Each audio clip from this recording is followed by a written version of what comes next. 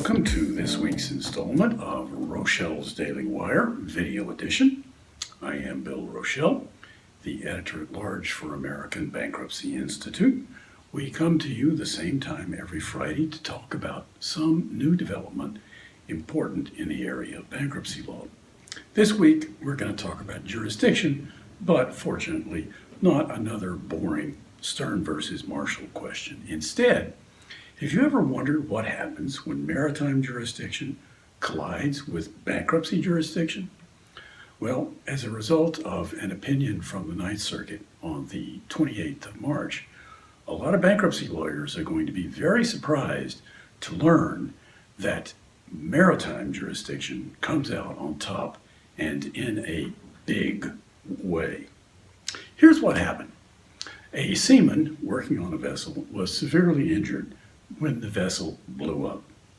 So he mounted a maritime lawsuit in federal district court, gaining in rem maritime jurisdiction over the vessel. He was seeking what's called care and maintenance, or in other words, recovery of lost wages and his medical expenses as a result of the accident. 15 months into the maritime lawsuit, and just on the eve of trial to fix his damages, the owner, the corporate owner of the vessel, filed a Chapter 7 petition.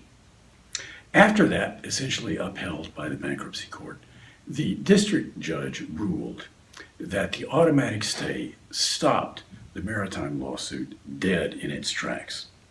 Well, this case wound its way to the Ninth Circuit after the bankruptcy court had sold the vessel free and clear of the seaman's maritime liens. In every 6 ways from Sunday, Circuit Judge Jacqueline Nguyen reversed the district court and in substance also the bankruptcy court.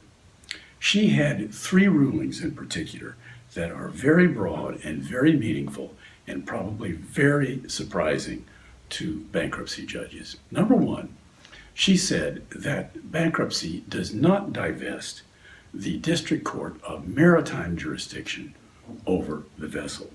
Second, she held that the automatic stay does not apply to the exercise of maritime lien rights. In other words, this poor sailor could have gone ahead with his maritime lawsuit despite the owner's bankruptcy. And finally, she held that bankruptcy court has no jurisdiction to adjudicate maritime lien rights.